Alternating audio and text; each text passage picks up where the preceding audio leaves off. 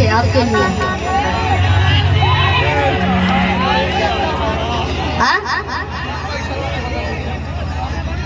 हाँ अरे भोले बवाल हो कि कोई ले बा कमाल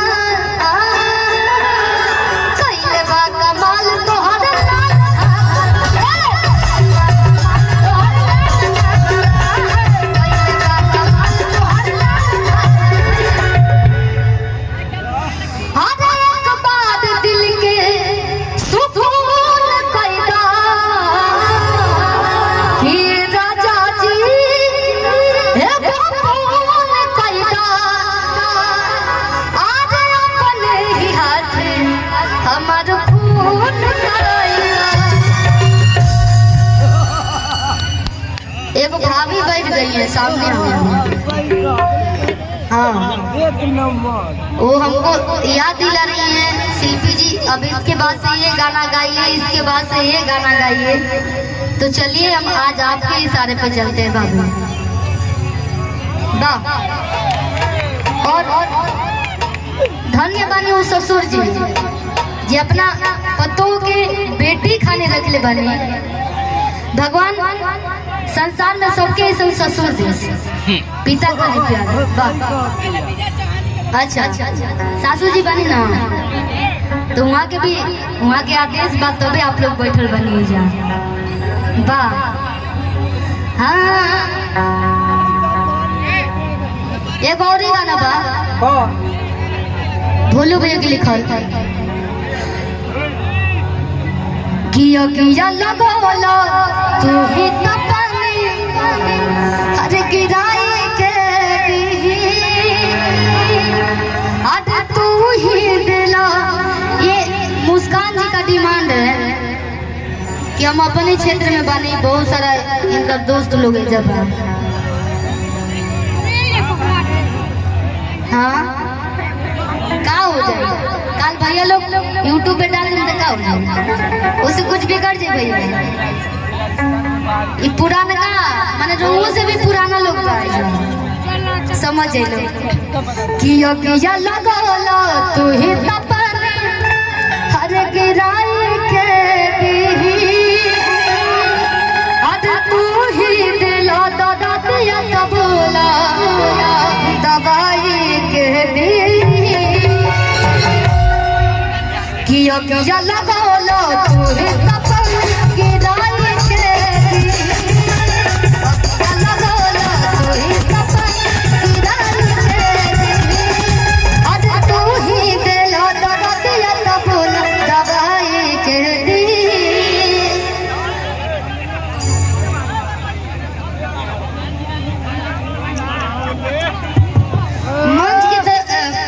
मैं चाहता हूँ कि आप सभी लोग अपने स्थान पर बैठे रहें, कोई इधर उधर न बढ़े।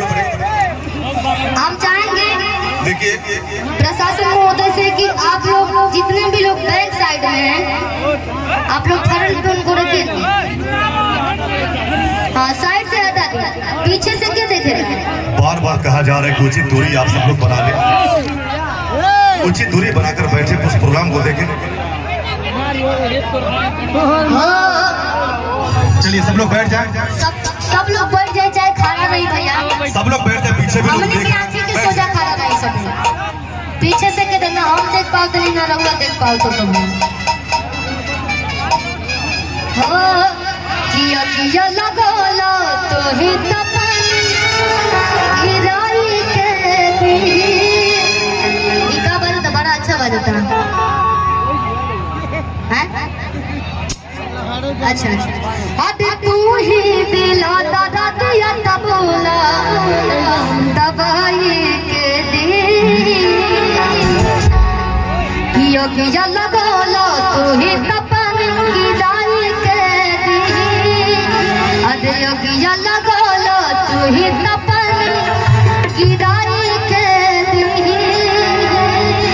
अरे तू ही दिला दादा दिया तबोला दवाई के किया लगोला तू ही तपनी गिराई के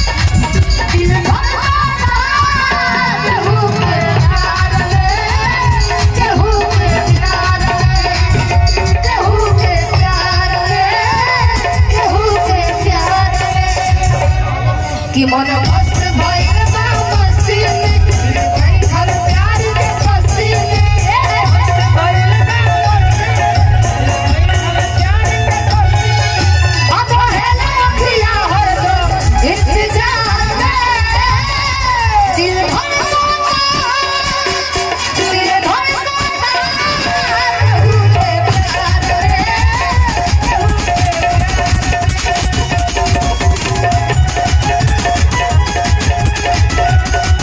आज तू ही मेरा दवाइया बोला दवाई तेरी, आज तू ही मेरा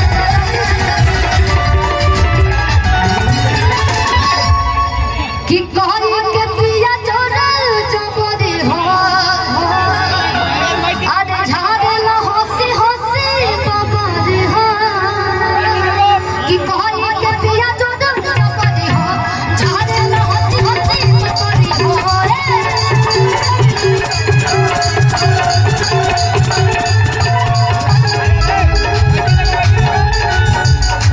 कि कोनो काम करेला, कोनो काम करेला, हब हब हो, कनिको न हमसे दब दब हो।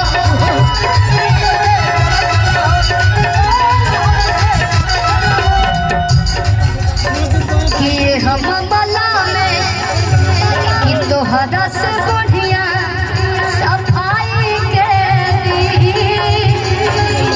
देख एक सेकंड भैया, मेहरारू कितनो लंबा चौड़ा बढ़िया रोके, लेकिन मर्द का है ना पतरेंगे होके, लेकिन कभी भी बीस पड़ जाते हैं लोग।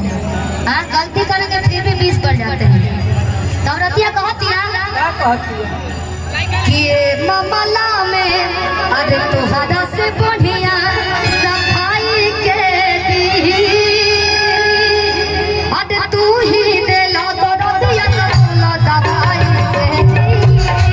अरे तू ही देला तो रतिया बोला दवाई के दी। अरे अगिया लगाओ तू ही तो पानी की डाली के दी। अगिया लगाओ तू ही तो पानी की डाली के दी। आज तू ही देला तो रतिया बोला दवाई के दी। तू ही देला तो रतिया बोला दवाई के दी। तू ही देला तो रतिया बोला